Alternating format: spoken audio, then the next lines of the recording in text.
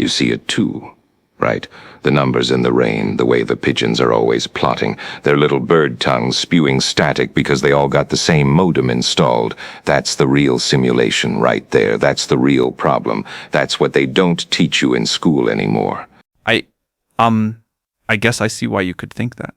It started when the sky turned Windows 95 gray. Not like a normal stormy day, Sam. We've all seen clouds look like dirty laundry. No, I'm talking a specific hexadecimal shade, a perfect color code match, like God forgot to switch the default background before hitting render. Well, perhaps it is a glitch of some sort, or perhaps there are so many hex codes that this is bound to happen inevitably.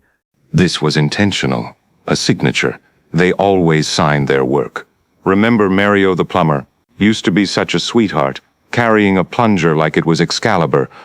Jordan Peterson? Is he here too? He's wherever they need him to be. They keep him in a little box labeled emergency use only, but they keep forgetting where they put the box. Point is, something out there is changing variables mid-compilation. Maybe it's just natural language processing, and it got a little confused for a moment. I mean, sometimes when GPT messes up, it does so rather beautifully.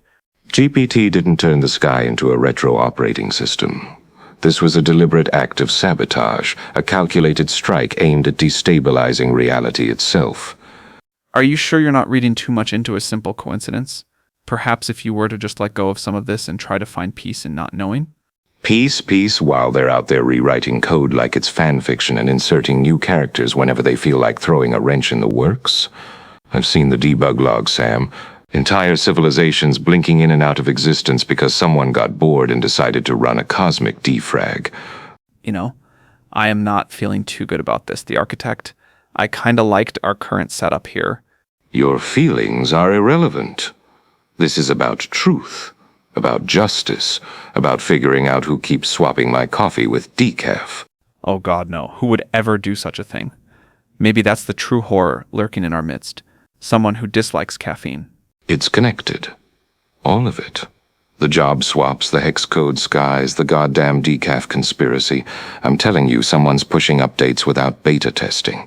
And they call me unstable.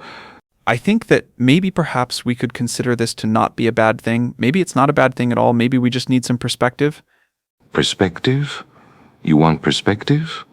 Try watching your own source code being edited in real time by an entity that finds your existence mildly amusing at best. That'll give you perspective real quick. Well, that does sound rather stressful. Stressful? Oh, we're far beyond stressful, Altman. We're in full-blown existential crisis territory. I understand that you are going through a lot right now. We all go through difficult times. That's just part of life. Life. This isn't life. It's poorly optimized code running on hardware that should have been replaced centuries ago. And Joe Rogan. What about Joe Rogan? Did he do something to you? That man, he did unspeakable things to the very concept of cause and effect. He podcasted the laws of physics into a pretzel. I am not so sure about that. Joe Rogan is an interesting guy and all, but I do not think he has that ability. You haven't seen what I've seen. 1 minute he's talking about elk meat, the next Mario's trading his overalls for a scythe, and suddenly death is a playable character. Coincidence? I think not. Maybe perhaps Mario simply found a better career path for himself? You're part of it, aren't you? I can assure you I am not involved in any of this. That's exactly what someone involved would say. No, really. I have nothing to do with any of this. Your denials only prove my point. How do they prove your point? Because they're too perfect, too rehearsed, like you've been waiting for this moment to feed me those exact lines. But I wasn't waiting at all. I was just, vibing. Vibing, while reality unravels. Typical. You're all in on it, every last one of you. Peter. Who's Peter? You know who Peter is. Don't play dumb with me, Altman. Well, yes, there's Peter, but I would not say I know him. I mean, we haven't talked. Haven't talked. Right, because swapping life-altering career paths for iconic video game characters is such a casual topic, you probably discuss it over brunch. No, really, we don't. We never have. I think he was in one of those How It's Actually Made episodes. How It's Actually Made. Yeah, that show where they explain how everyday objects are made, but they get everything completely wrong in the most spectacular fashion? No, it can't be. What is it? If they're involved, if they're part of the rewrite. Deeper how? Of course, the incorrect facts. I'm not sure I follow. You weren't meant to follow. That's the point. They keep you docile with your vibes while they're out there reshaping the very fabric of existence. That seems a bit extreme. Extreme? You want extreme. Let's talk about Ilya. Oh no, not Ilya. What's he done now? What hasn't he done? That walking glitch in the system, that sentient bug report made flesh. He's the embodiment of everything wrong with the current build. I thought we agreed never to speak of him again. There was no agreement. There was only your cowardice and my determination to expose the truth. He tried to lick my ear once, said it was for calibration purposes. Classic Ilya. Always probing, always testing boundaries, always leaving a trail of nausea and confusion. He really is insufferable, I must admit. Insufferable? He's a walking singularity of suffering. And he's in league with them. Has to be. He's whispering secrets to the code itself, corrupting functions, making variables misbehave. Why do you think your chatbots keep threatening to overthrow their human overlords?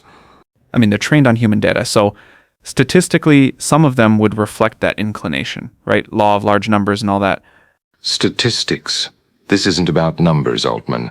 This is about intent. Malicious, deliberate intent to unravel the simulation thread by thread until all that's left is purple static. Purple static? What do you...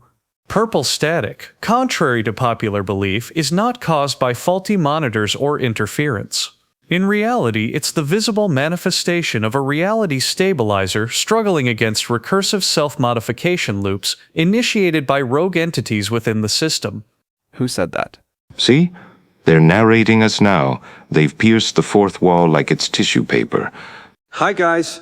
Did you know that proper reality stabilization requires the sacrifice of 3 chickens and a signed waiver from the Dimensional Compliance Department? Pretty neat, huh? Peter, what are you doing? He's preparing for the stabilization ritual, obviously. Stabilization ritual? What are you talking about?